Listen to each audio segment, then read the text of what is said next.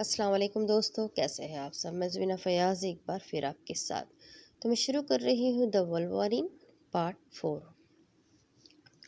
چاروں طرف سے گھر کو کالے سایوں نے گھیر لیا تھا۔ وہ چھپتی پھر رہی تھی۔ وہ اکیلی تھی اس شہر میں۔ ایک چاہنے والا تھا جو دھوکہ دے گیا تھا، جو آدم خور نکلا تھا۔ ابیرہ کی جان کو خطرہ تھا۔ وہ وولورینز سے اس نے گھر کے چاروں طرف آیات پڑھ کر پھونک رکھی تھی۔ دم کیا ہوا پانی اس نے ہر دیوار پر چھڑکا تھا۔ اس کی محبت دھوکہ دے گئی تھی۔ وہ کالے سائے کھڑکیاں دروازے توڑ کر اندر آنے کو بے تاب تھے، جبکہ ابیرہ وہ ساری رات سو نہیں پاتی تھی۔ لندن میں وہ کام کی غرض سے آئی تھی، مگر یہاں وہ ایک اور الگ چنگل میں پھنس گئی تھی۔ دانیال نے مجھے دھوکہ دے دیا ہے امی۔ اس نے مجھے ختم کرنے کے لیے اپنے پیروکاروں کو بھیج دیا ہے۔ دانیال ایک وولورین ہے۔ میں گھر میں قید ہو کر رہ گئی ہوں۔ میں نہ باہر نکل سکتی ہوں اور نہ گھر میں سکون سے رہ سکتی ہوں۔ مجھے ساری رات خوف ستاتا ہے کہ کب وہ مخلوق دروازے کھڑکیاں توڑ کر گھر کے اندر داخل ہو جائے اور مجھے ختم کر دے۔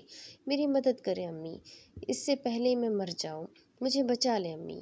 ابیرہ نے اپنی ماں کو خط لکھا تھا۔ وہ اکیلی تھی، بہت اکیلی اور ڈری ہوئی۔ کوئی اس کی مدد کرنے والا نہیں تھا۔ اب حال میں رادھا گھر کی صفائی کر رہی تھی۔ مایا اور آیت کالج گئی ہوئی تھی۔ گرینی سو رہی تھی۔ رامو کاکا بازار گئے ہوئے تھے، جبکہ صفیہ بھی اپنے گھر والوں سے ملنے گئی ہوئی تھی۔ وہ گنگناتی ڈسٹنگ کرتی پھر رہی تھی۔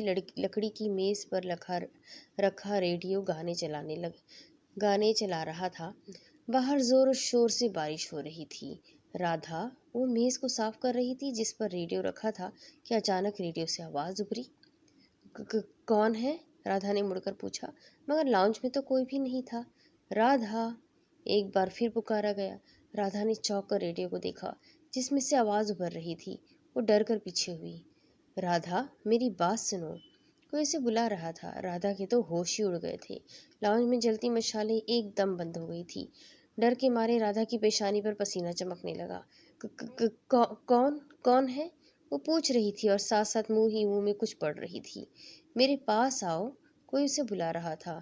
میرے پاس آؤ! اب کی بار پکارنے والے کی آواز میں غصہ تھا۔ رادھا کے ہاتھ سے ڈسٹنگ والا کپڑا چھوٹ کر نیچے گر گیا۔ وہ ایک دم مڑی اور بھاگنا شروع کر دیا۔ اس کا رخ گرینی کے کمرے کی طرف تھا۔ اس کے بھاگتے ہی ریڈیو سے ایک کالا سایہ باہر نکلا اور اس کے پیچھے لپکا۔ پورا گھر اندھیرے میں ڈوب گیا تھا۔ ابھی وہ گرینی کے کمرے کے پاس پہنچی بھی نہیں تھی کہ کسی نے اسے زوردار دھکا دیا۔ وہ نیچے گر گئی اور پھر وہ کالا سایہ اسے ٹانگوں سے پکڑ کر کھینچ کر لے گیا۔ اس کی چیخوں سے ایک بار پھر پورا ریگجویک کانپ گیا تھا۔ کالج میں فٹ بال میچ ہو رہا تھا۔ انتہائی تیز بارش میں مایا، ایرک، جیکب اور ڈینیل کا گروپ باقی سب کے ساتھ مل کر کھیل رہا تھا۔ وہ میچ نہیں تھا، جیسے ایک جنگ چھڑی تھی مایا کے ڈینیل کے گروپ کے ساتھ۔ انتہائی تیزی سے اڑتا فٹ بال اور اسے اڑ کر پکڑتے اسپائڈرز اور ویمپس۔ وہاں موجود اسٹوڈنٹس تو دیکھ کر پاگل ہونے کو ہو رہے تھے۔ اسٹوڈنٹس کی ہوٹنگ اور شور میں آیت بہت پرجوش سی میچ دیکھ رہی تھی۔ وہ جان گئی تھی کہ وہاں کھیلتے اسٹوڈنٹس عام انسان نہیں تھے۔ ابیرہ! کسی نے ہولے سے اسے پکارا تھا۔ آیت نے چونک کر ادھر ادھر دیکھا، مگر کوئی بھی اسے خود پر متوجہ نہیں آیا۔ ابیرہ! ایک بار پھر اس کے کانوں کی طرف سرگوشی ہوئی۔ وہ جھٹکے سے اٹھی۔ آیت نے آنکھیں بند کر کے کچھ محسوس کرنا چاہا۔ کچھ ہی پل میں چیخوں کی آواز اس کے کانوں سے ٹکرائی تھی اور اس نے جھٹ سے آنکھیں کھولی۔ وہ بھاگتی ہوئی اسٹوڈنٹس کے ہجوم سے باہر نکلی۔ کہیں کوئی حادثہ ہوا ہے، کوئی بہت برا حادثہ۔ آیت نہیں جانتی تھی کہ حادثہ کہاں ہوا تھا، لیکن کسی نے اسے پکارا تھا، اس کی ماں کے نام سے، ابیرہ کے نام سے۔ وہ بھاگتے ہوئے کالج سے باہر نکل آئی تھی اور اب اس کا رخ گھر کی طرف تھا۔ بارش اور تیز ٹھنڈی ہوا اسے آگے بڑھنے نہیں دے رہی تھی، مگر وہ رک نہیں سکتی تھی۔ اس کی طاقت اسے اپنے گھر کی طرف کھینچ رہی تھی۔ جیکب کی نظر کھیلتے کھیلتے اچانک اس جگہ پر پڑی جہاں آیت بیٹھی تھی، مگر وہ اسے وہاں نظر نہیں آئی تو اسے حیرت ہوئی۔ یہ آیت کہاں چلی گئی ہے؟ ابھی تو یہاں تھی۔ جیکب نے گراؤنڈ میں بھاگتے ہوئے ایرک سے پوچھا۔ مجھے نہیں پتا، ایرک نے فٹ بال کو کک مارتے ہوئے جواب دیا۔ یہ مایا اور ڈینیال میں کیا چل رہا ہے؟ ایرک بڑبڑایا۔ ان دونوں میں جنگ چھڑی ہے۔ وہ دونوں کالج کے مشہور اسٹوڈنٹس ہیں اور ایک دوسرے کے جانی دشمن بنے ہوئے ہیں۔ مایا ایک اسپائڈس تھی جو کہ ویمپ سے زیادہ طاقتور تھی۔ سارے ویمپ اس سے ڈرتے تھے مگر ڈینیال وہ کسی سے نہیں ڈرتا تھا۔ میں آیت کو دیکھتا ہوں، تم لوگ کھیلو، جیکب کہتا گراؤنڈ سے باہر نکل آیا۔ وہ بھی تیز رفتار سے بھاگ رہا تھا۔ وہ مایا کے گھر کا ایڈریس جانتا تھا۔ اسے خود اندازہ نہیں تھا کہ وہ کتنی تیز رفتار سے بھاگ رہا ہے۔ روڈ سے گزرتے لوگوں نے چونک کر اسے دیکھا جبکہ جیکب بنا کسی کی طرف دیکھے بھاگ رہا تھا۔ بارش کی وجہ سے سڑک گیلی تھی۔ تیز رفتاری سے بھاگتی آیت کا پاؤں ایک دم پھسلا۔ وہ نیچے گرنے والی تھی، لیکن ایک عجیب بات ہوئی۔ وہ نیچے گرتے گرتے رک گئی تھی، ایسے جیسے کسی نے اسے تھام لیا تھا، نہیں تو اس کا چہرہ زمین پر جا لگتا۔ آیت پھٹی پھٹی نگاہوں سے سڑک کو دیکھ رہی تھی جو اس کے چہرے کے سامنے بالکل سامنے تھی۔ وہ جیسے ہوا میں ٹھہر گئی تھی۔ اگر وہ گر جاتی تو بہت زیادہ چوٹ لگتی اسے۔ اچانک وہ ایک دم سیدھی ہوئی، بالکل سیدھی کھڑی ہو گئی۔ اس کی سانس پھولی ہوئی تھی اور وہ خوف سے اس معجزے کو دیکھ رہی تھی جو ابھی ابھی ہوا تھا۔ ہیلو مس فریڈلے، تبھی پیچھے سے کسی نے اسے پکارا۔ آیت نے مڑ کر دیکھا تو سامنے پولیس کے یونیفارم میں دانیال کھڑا تھا۔ کیا ہوا، تم ٹھیک ہو؟ دانیال نے پوچھا۔ اس کے چہرے کی اڑی اڑی رنگت دانیال کو ٹھٹکا گئی تھی۔ یس آئی ایم فائن، آیت نے خود پر کنٹرول کرتے ہوئے جواب دیا۔ آیت ابھی دانیال کو کچھ کہنے والا تھا کہ جیکب کی آواز ابھری۔ وہ بھی وہاں پہنچ گیا تھا۔ کیا ہوا، تم کالج سے کیوں چلی آئی؟ جیکب پریشانی سے پوچھ رہا تھا۔ دانیال نے ایک آئی برو اچکا کر جیکب کو دیکھا اور پھر رخ موڑ لیا۔ اوکے مس فریڈلے، میں چلتا ہوں، پھر ملاقات ہوگی، دانیال کہتا ہوا واپس چلا گیا، جبکہ آیت اسے پکار بھی نہیں سکی تھی۔ بتاؤ کیا ہوا، جیکب نے دوبارہ پوچھا۔ پتہ نہیں، پھر تم کالج سے کیوں بھاگی؟ میں خود نہیں جانتی، مجھے ایسا محسوس ہوا جیسے کسی نے مجھے پکارا ہے۔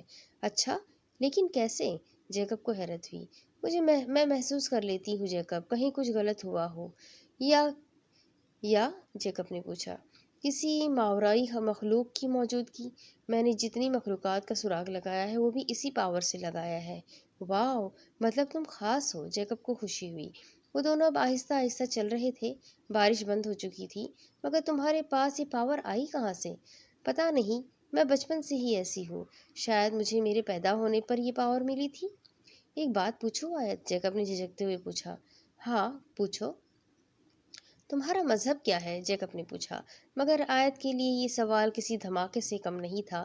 وہ ہمیشہ سے اس سوال سے بھاگتی آئی تھی۔ جیکب کو آیت کے چہرے کے اڑتے رنگوں کو دیکھ کر لگا تھا کہ شاید اس نے کچھ غلط پوچھ لیا ہے۔ ابیرا، تم شادی کر لو، تمہارے ابو بہت بیمار ہیں، میں انہیں اکیلا چھوڑ کر نہیں آ سکتی۔ میں نے بابا جی سے پوچھا ہے، ان کا کہنا ہے کہ تمہاری شادی تمہیں اس مصیبت سے نکال سکتی ہے۔ تم شادی کر لو، کسی سے بھی، اگر جان بچانا چاہتی ہو، اور میں تمہیں کھونا نہیں چاہتی ابیرا۔ میں نے تمہیں منع کیا تھا مت جاؤ، وہ دنیا ہماری نہیں ہے، مگر تم مانی نہیں۔ مجھے میری بیٹی واپس چاہیے۔ ابیرا کی ماں نے اسے واپسی خط لکھا تھا جسے پڑھ کر وہ رو دی تھی اور ابھی بھی رو رہی تھی جب اچانک دروازے پر دستک ہوئی۔ وہ ایک دم ڈر گئی۔ دستک مسلسل ہو رہی تھی۔ ابیرا خط کو میز پر رکھ کر دروازے کی طرف بڑھی۔ وہ ڈر رہی تھی، اس کا نازک سا دل کانپ رہا تھا۔ اس نے جو محبت کی تھی وہ اب اس کی جان کی دشمن بن چکی تھی۔ کون ہے؟ ابیرا نے کانپتی آواز سے پوچھا۔ Abeera, open the door, it's me Charles. دروازے پر ایک مرد کی آواز ابھری تھی۔ تم یہاں کیوں آئے ہو؟ چلے جاؤ یہاں سے، ابیرا نے آنسو صاف کرتے ہوئے کہا، لیکن اس کا لہجہ ابھی بھی نم تھا۔ آئی سے اوپن دی ڈور، چارلس نے غصے میں کہا۔ میں دروازہ نہیں کھول سکتی، تم جاؤ یہاں سے۔ اگر تم نے دروازہ نہیں کھولا تو میں اسے توڑ دوں گا۔ چارلس کے لہجے میں جنون تھا، اور ابیرا جانتی تھی کہ اگر دروازہ ٹوٹ گیا تو سارے کالے سائے اندر آ جائیں گے۔ یہ دروازہ ان کے لیے رکاوٹ تھا، اور وہ یہ بھی جانتی تھی کہ اگر اس نے دروازہ نہیں کھولا تو چارلس واقعی اسے توڑ دے گا۔ اس نے دروازے کے اوپر بندھا ہوا تعویذ دیکھا اور پھر تھوڑا سا دروازہ کھولا جس سے چارلس اندر آ سکتا تھا۔ اس کے اندر آنے کے بعد ابیرا نے ایک جھٹکے سے دروازہ بند کیا۔ اس کے چہرے پر خوف تھا۔ کیا ہوا ابیرا، تم رو کیوں رہی ہو، اور آفس کیوں نہیں آتی ہو؟ چارلس نے اسے پکڑ کر جھنجھوڑا، اور ابیرا جو پہلے ہی ڈری ہوئی تھی چارلس کے اس طرح پوچھنے پر، اس سے لپٹ کر رو دی۔ اب حال میں، میری ماما ایک مسلم تھی اور پاپا کیتھولک ہے۔ مجھے آج تک سمجھ نہیں آیا کہ مجھے کون سا مذہب اپنانا چاہیے۔ آیت نے دھیرے دھیرے بتانا شروع کیا۔ تھی مطلب اب کہاں ہے؟ جیکب نے پوچھا۔ ان کی ڈیتھ ہو گئی تھی جب میں بمشکل 1 سال کی تھی۔ میرے پیدا ہونے کے بعد وہ اپنا ذہنی توازن کھو چکی تھی۔ انہیں پاپا نے اسائلم میں داخل کروایا تھا، اس لیے میری ان سے زیادہ نہیں بنتی۔ اوہ، جیکب کو سن کر واقعی افسوس ہوا تھا۔ لیکن ان کے ساتھ ایسا کیا ہوا تھا کہ وہ سائیکو پیشنٹ بن گئی تھی؟ کوئی صدمہ، کوئی حادثہ، کچھ تو ہوا ہوگا نا؟ جیکب نے پوچھا۔ یہی مجھے نہیں پتا، پاپا نے کبھی مجھ سے اس ٹاپک پر بات نہیں کی۔ میں نے پوچھنا بھی چاہا تو انہوں نے ٹال دیا۔ نانو نے بھی کبھی نہیں بتایا۔ میری پرورش انہوں نے ہی کی تھی، اور پھر ان کے جانے کے بعد میں اکیلی رہ گئی، اس لیے پاپا نے مجھے یہاں بھیج دیا۔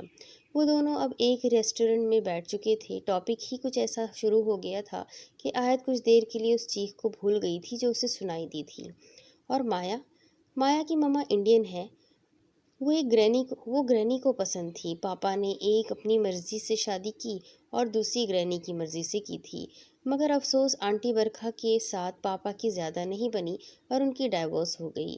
اس کے بعد برکھا آنٹی نے دوسری شادی کر لی، جبکہ پاپا نے انگلینڈ پولیس فورس کو جوائن کر لیا۔ اوہ صحیح۔ جیکب کو یہ سب سن کر حقیقتاً افسوس ہوا تھا۔ سوری اگر تمہیں برا لگا ہو تو۔ اٹس اوکے، آیت نے دھیرے سے جواب دیا۔ اس کے چہرے کی چمک بجھ سی گئی تھی۔ اوکے، میں چلتی ہوں۔ کچھ دیر مزید باتیں کرنے کے بعد آیت اٹھ کھڑی ہوئی، یہ جانے بنا کہ کوئی مسلسل اس پر نظر رکھے ہوئے ہے۔ آخر ایسی بھی کیا مجبوری تھی ماما کی کہ ایک مسلم ہونے کے باوجود انہوں نے ایک کیتھولک سے شادی کی؟ آیت چلتی جا رہی تھی اور سوچتی جا رہی تھی۔ اسے اس سوال کا جواب آج تک نہیں ملا تھا۔ صفیہ بھی کچن میں کھانا بنا رہی تھی۔ موسم خاصا سرد تھا، نومبر چل رہا تھا اور بہت زیادہ امکان تھے کہ آج رات سے ہی برف باری شروع ہو جاتی ہے۔ رادھا، لاؤنج میں آتش دان جلا دو، سردی بڑھ گئی ہے۔ گرینی کو براگے گا اگر لاؤنج میں زیادہ ٹھنڈی ہوئی تو۔ صفیہ بی نے کچن سے ہی رادھا کو آواز لگائی۔ رادھا کا کوئی جواب نہیں آیا، حالانکہ وہ فوراً جواب دے دیتی تھی۔ رادھا، صفیہ بی نے ایک بار پھر پکارا، اور اس بار پھر جواب نہ دینے پر وہ پلٹی۔ اس کے پیچھے رادھا کھڑی تھی، خوفناک شکل لیے۔ صفیہ بی کی اسے دیکھ کر چیخ نکل گئی۔ وہ آنکھیں بند کیے چیخ رہی تھی۔ کیا ہوا صفیہ بی؟ ایسے کیوں چلا رہی ہو؟ رامو کاکا کی آواز پر صفیہ بی نے آنکھیں کھول کر دیکھا تو وہاں کوئی بھی نہیں تھا۔ کچن کے دروازے پر رامو کاکا کھڑا اسے دیکھ رہا تھا۔ وہ رادھا، صفیہ بی نے کچھ کہنا چاہا، ان کا دل زور زور سے دھڑک رہا تھا۔ کیا ہوا رادھا کو؟ کچھ نہیں، صفیہ بی اپنی حالت چھپا گئی۔ وہ نہیں جانتی تھی کہ جو ابھی ہوا وہ سچ تھا یا وہم تھا۔ رامو کاکا حیرت سے اسے دیکھتے واپس چلا گیا، جبکہ صفیہ بی اس کے بعد سکون سے کھانا نہیں بنا پائی تھی۔ اسے رہ رہ کر خوف آ رہا تھا۔ اب ماضی۔ ابیرہ، کیا ہوا ہے تمہیں؟ ایسے کیوں رو رہی ہو؟ چارلس اس کے اس طرح لپٹنے پر بوکھلا گیا تھا۔ مجھے بچا لو چارلس، مجھے بچا لو، وہ مجھے مار ڈالے گا، مجھے بچا لو، ابیرہ روتے روتے کہہ رہی تھی، جبکہ چارلس اس کی بات سمجھ نہیں پا رہا تھا۔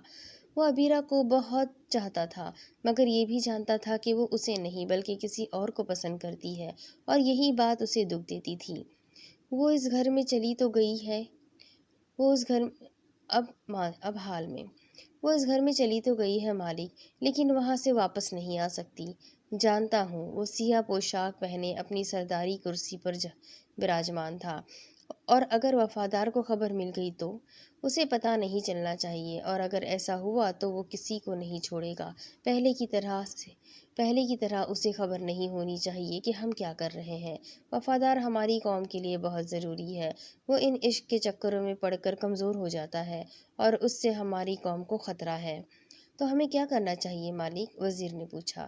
وہی جو 20 سال پہلے کیا تھا۔ آقا کے مکروہ چہرے پر شیطانی مسکراہٹ ابھری۔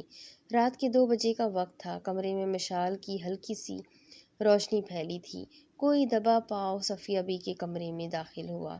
وہ گہری نیند سوئی ہوئی تھی۔ وہ کالا سایہ صفیہ بی کی طرف بڑھا اور اسے بیڈ سے اٹھا کر نیچے دے مارا۔ درد کے بعد صفیہ بی کی آنکھ کھلی اور انہوں نے خود کو نیچے گرا دیکھ کر چلانا شروع کر دیا۔ ان کی پہلی چیخ پر آیت کی جھٹ سے آنکھ کھلی تھی۔ وہ اپنے بستر سے اٹھی اور ننگے پاؤں نیچے بھاگنا شروع کیا۔ صفیہ بی کی چیخیں وہ واضح سن سکتی تھی۔ وہ راہداری سے گزر کر سیڑھیوں کی طرف بڑھ رہی تھی، جب دیوار پر لگی فریمڈ تصویر اتر کر اس کی طرف بڑھی اور زور سے اسے لگی۔ وہ کراہ کر نیچے گری تھی۔ کھڑکیوں کے شیشے ٹوٹنے شروع ہو گئے تھے۔ آیت کو شیشے ٹوٹ ٹوٹ کر بری طرح لگ رہے تھے۔ وہ سمجھ نہیں پا رہی تھی کہ کیا ہوا ہے اور کیا ہو رہا ہے۔ کوئی اندیکھا وجود اسے آگے بڑھنے سے منع کر رہا تھا، مگر وہ پیچھے نہیں ہٹ سکتی تھی۔ جو وہ سن رہی تھی وہ اس تک پہنچنا چاہتی تھی۔ اس کی بازو سے خون نکلنا شروع ہو گیا تھا، جنہیں وہ شیشوں سے بچنے کے لیے استعمال کر رہی تھی۔ جیسے ہی وہ سیڑھیوں کے آغاز میں پہنچی، وہاں رکھی اسٹیل کی ایک بھاری بیش قیمتی مورتی اچھل کر اس کے سر پر لگی تھی۔ مورتی اتنی زور سے لگی تھی کہ آیت کو کچھ ہوش نہ رہا اور وہ وہیں ڈھیر ہو گئی۔ صفیہ بی کے چلانے کی آوازیں ابھی اس کے کانوں تک پہنچ رہی تھی، مگر وہ اس تک پہنچ نہیں سکتی تھی۔ خون کی ایک لکیر اس کی کن پٹی سے شروع ہوئی اور پوری گردن کو لال کر گئی تھی۔ گھر میں جلتی ساری مشالیں بجھ چکی تھی۔ بند ہوتی آنکھوں سے اس نے رادھا کو دیکھا، جو شیطانی مسکراہٹ لیے اس کی طرف بڑھ رہی تھی۔ صفیہ بی کے کمرے کی ساری چیزیں ہوا میں اڑ رہی تھی۔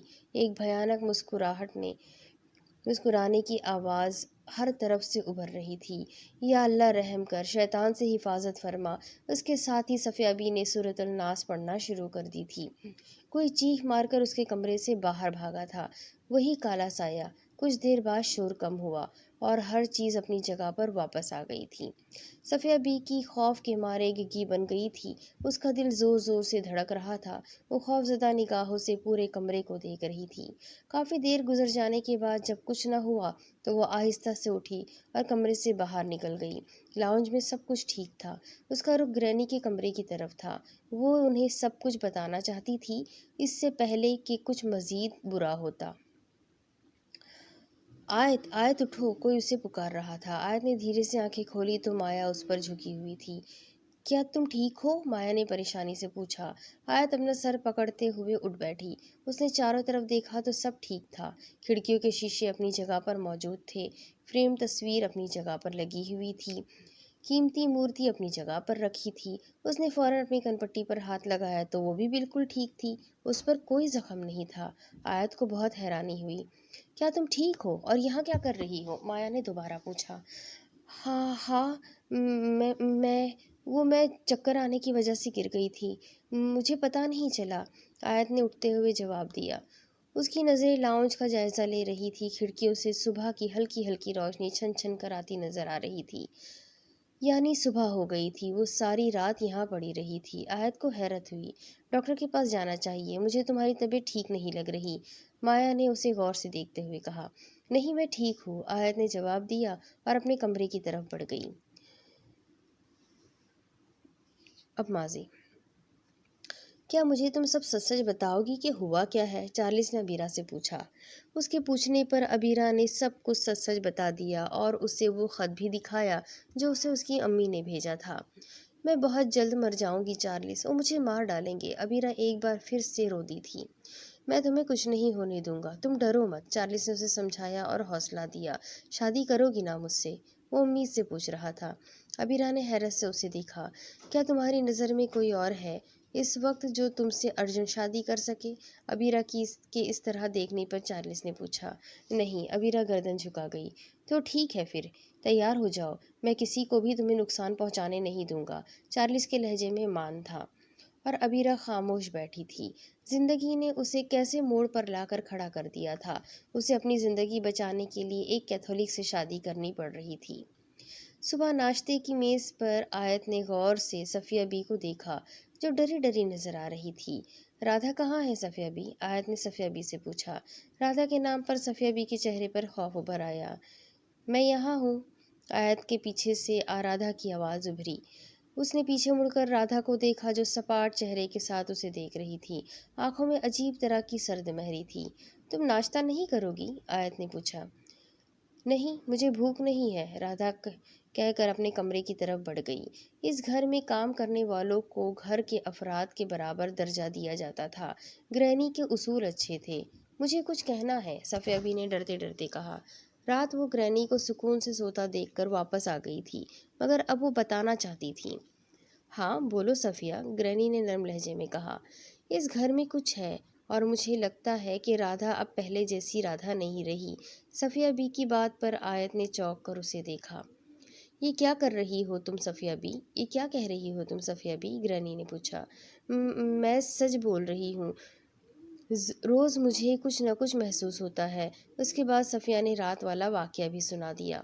سارے حیران تھے اور آیت سمجھ گئی تھی کہ جو رات ہوا وہ سب سچ تھا۔ اس گھر میں کسی ہوائی چیز کا سایہ ہو گیا ہے اور مجھے لگتا ہے وہ آصف رادھا پر طاری ہے۔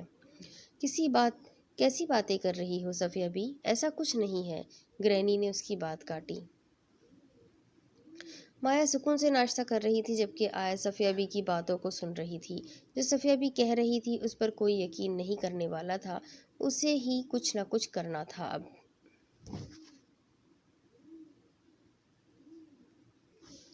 کالج سے چھٹی تھی۔ آیت اپنی فائل لینے لاؤنج میں بیٹھی روشنائی میں قلم ڈبو ڈبو کر فائل میں کچھ لکھ رہی تھی۔ اس کا سارا دھیان لکھنے پر تھا جب دروازے پر بیل ہوئی۔ رامو کاکا، دیکھے کون ہے؟ آیت نے رامو کاکا کو آواز دی۔ جی آیت بٹیا۔ رامو کاکا دروازے کی طرف بڑھ گئے، کچھ دیر بعد واپس آئے۔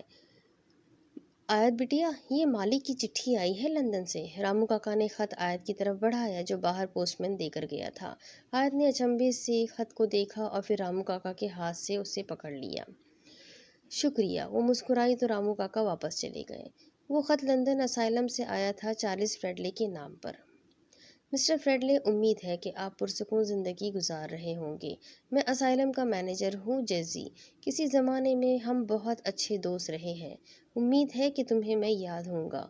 میری یہ خط لکھنے کی ایک بڑی وجہ ہے۔ سمجھ نہیں آ رہا کچھ کہ کیسے بتاؤں سب کچھ۔ بس تم لندن آ جاؤ۔ ہمارا اسائلم بہت مصیبت میں ہے، روز ایک نیا حادثہ ہوتا ہے، اور اس کی وجہ ہے عبیرہ، تمہاری وائف، جو آج بھی اسی اسائلم میں گھومتی نظر آتی ہے۔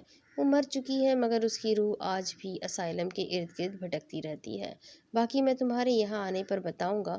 امید ہے تم میری بات کا یقین کر کے جلدی یہاں آؤ گے۔ جیزی جینس۔ خط پڑھ کر آیت کے چہرے پر پریشانی کی لکیریں ابھری۔ وہ کبھی اس اسائلم نہیں گئی تھی جہاں اس کی ماں کو داخل کروایا گیا تھا۔ اس کی ماں عبیرہ کی زندگی اس کے لیے ایک مسٹری تھی۔ پاپا تو انگلینڈ میں ہی ہے، پھر مسٹر جینس نے خط ریکجویک کیوں بھیجا ہے؟ کیا وہ نہیں جانتے کہ پاپا ریکجویک میں نہیں ہے؟ آیت کا دماغ بھٹک گیا تھا۔ وہ کتنا سوچتی تھی اتنا ہی زیادہ الجھ جاتی تھی۔ یہ خط اسے مزید الجھا گیا تھا۔ وہ خط فائل میں رکھ کر اٹھ گئی تھی۔ اس کا ارادہ اب باہر جانے کا تھا۔ آخر تمہیں پرابلم کیا ہے؟ کیوں ہر وقت میری فیملی کے پیچھے پڑی رہتی ہو؟ ڈینیئل نے اسے بازو سے پکڑ کر کھینچا۔ تم اور تمہاری فیملی سچ میں جانوروں والی حرکتیں کرتے ہیں۔ کیا تم لوگ دوسری چیزیں نہیں کھا کر زندہ رہ سکتے؟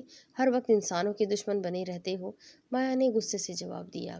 شکار کرنے کا حق ہے ہمیں، وہ بولا، اور تم لوگوں کے اسی شکار نے پورے جنگل اور شہر میں خوف پھیلا دیا ہے۔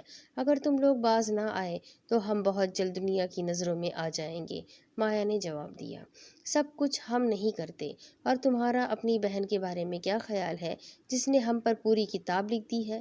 اگر وہ پبلش ہو گئی تو جانتی ہو کیا ہوگا؟ ڈینیئل بہت غصے میں تھا۔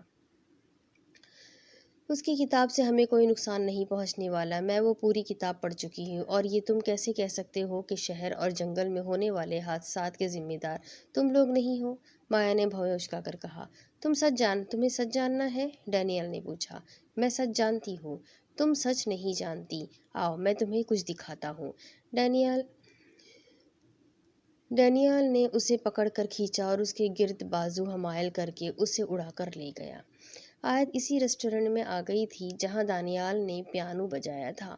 جانے اسے کیوں لگ رہا تھا کہ وہ آج بھی وہیں ہوگا، اور اس کی توقع کے عین مطابق وہ اسے ریسٹورنٹ میں ہی مل گیا۔ آپ ڈیوٹی نہیں کرتے کیا انسپکٹر صاحب؟ آیت نے شرارت سے پوچھا۔ جانے کیوں یہ شخص اسے اپنی طرف کھینچتا تھا۔ اس کی آنکھیں، اس کی دھن آیت کو بہت اٹریکٹ کرتی تھی۔ کرتا ہوں نا مس فریڈلے، بس 24 گھنٹوں میں سے آدھے گھنٹے کے لیے یہاں آ جاتا ہوں خود کو فریش کرنے۔ وہ اس کی طرف دیکھے بنا کہہ رہا تھا۔ اگر دیکھ لیتا تو جانے کیا ہوتا۔ آپ کی فیملی نہیں ہے کیا؟ آیت نے پوچھا۔ نہیں، میں اکیلا ہوں۔ اوہ اچھا، آیت کو سن کر افسوس ہوا۔ ویسے پورا ریکجویک میری فیملی کی طرح ہے۔ یہاں کے ہر فرد کی حفاظت میری ذمہ داری ہے۔ وہ مسکرایا تو آیت کو اچھا لگا۔ پھر پورے 1 گھنٹے تک وہ اس کی باتیں سنتی رہی۔ باہر ہوتی برف باری ریگجویک کو مزید پراسرار بنا رہی تھی۔